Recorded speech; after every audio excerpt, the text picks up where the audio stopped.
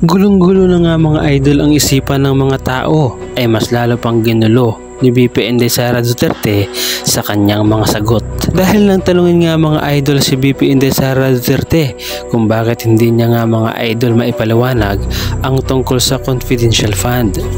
At ang sagot nga niya mga idol ay tila mas lalo nakakalito pa at malilito pa nga mga idol ang sambayan ng Pilipino dahil hindi talaga maintindihan nga mga idol kung anong klaseng sagot ang mga sinasagot ni VP Inday Sara Duterte patungkol sa confidential fund.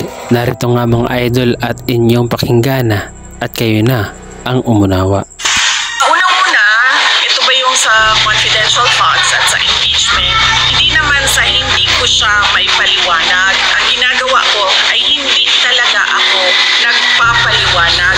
Napakalabo naman mga idol ang sagot na ito, kaya naman pala hindi siya maintindihan ng sambayan ng Pilipino. Kung kayo ang tatanungin mga idol, naiintindihan nyo pa ba si Inday Sara Duterte?